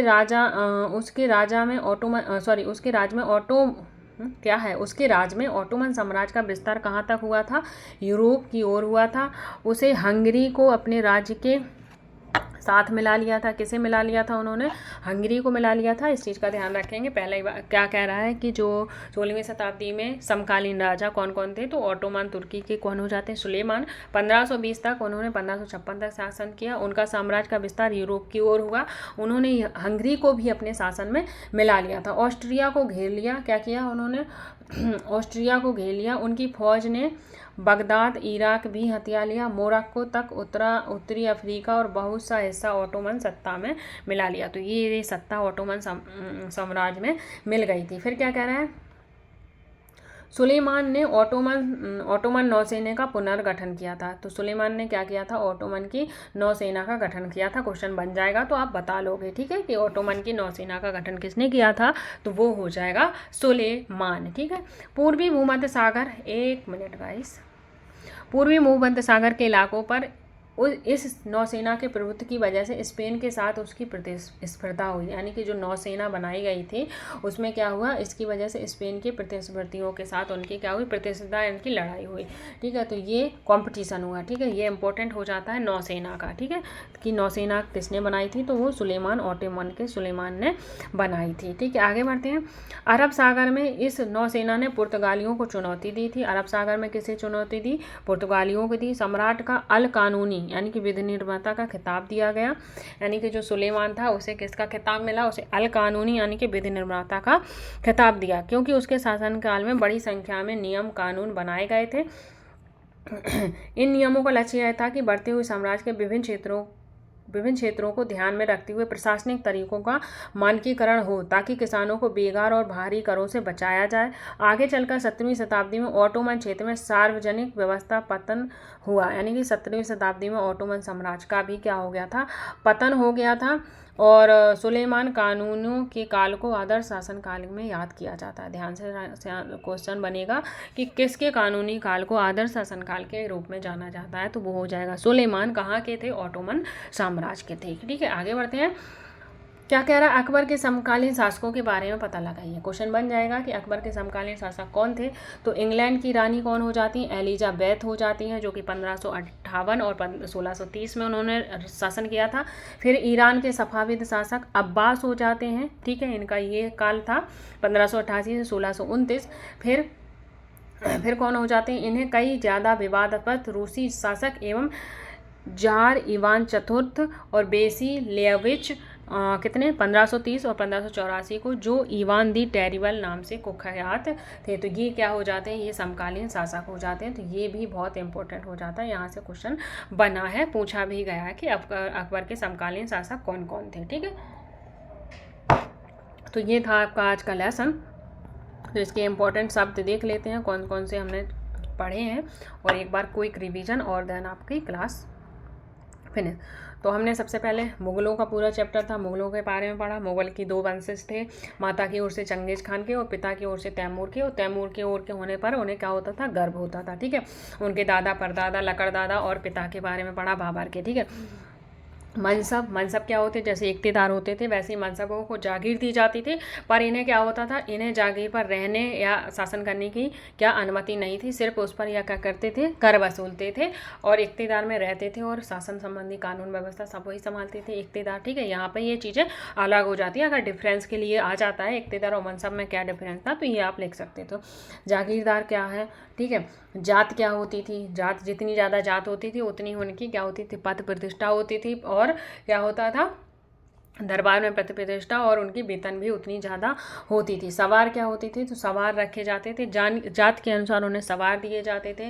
वो क्या करते थे, घोड़ों का निरीक्षण करते थे और घोड़ों को दागने की भी प्रथा रही। सुलह कुल की नीति यानी कि अकबर ने चालू की थी, यानी कि शांति की नीति चालू की थी। ज्येष्ठाधिकार यानी कि मुगलों ने ज्येष्ठाधिकार को नहीं अपनाया। मुगलों ने क्या किया, अपनी संपत्ति को सभी बेटों में बांटने को क्या किया था, अपनाया था। अब साहदयात क्या होता है, आप ये बताएंगे। साहदयात क्या होता है, साहदयात एक क्या होती है, साहदयात पद्धति होती है जिसमें क्या होता है, अपनी जो भी संपत्ति है उसे अपने बेटों में बांट देते हैं। जैसे हमने बताया था, हुमायूं, कामरान, अस्करी और क्या हंडाल के बीच में उन्होंने किसने, बाबर ने संपत्ति बांटी थी। जब्त क्या होता है, जब्त क्या होता है, जब्त जो जिसका क्या करते हैं, भूमि का निरीक्षण करने के बाद उसमें कर लगाते हैं, हर प्रांतों में कर लगाते हैं, और कीमतों में, और जो जिस प्रकार की फसल होती है उस प्रकार से कर लगाते हैं, वो जब्त कहलाती है, यानी कि नगद कर व्यवस्था जब्त कहलाती है। जमींदार को आप पढ़ ही चुके हो, आई होप मैंने हर चीज़ को रिकॉल करवा दिया है। और अगर ये क्लास पसंद आ रही है तो लाइक शेयर सब्सक्राइब करिएगा। इसमें ज़्यादा कुछ समझाने को नहीं रहता है, बस एक टाइम लाइन आपको बनानी है। जो जो इंपॉर्टेंट चीज़ें हैं वो मैंने आपको इसमें बता दी हैं, उन्हें एक बार रिकॉल कर लेना। और जो 7th क्लास की एनसीईआरटी है इसे थोड़ा लर्न करना पड़ता है बस। ठीक है, so thank you guys, take care and bye bye. Like share कर दीजिएगा, टेलीग्राम चैनल से जुड़ जाइएगा, लिंक डिस्क्रिप्शन में मिल जाएगा। Okay, thank you, bye bye.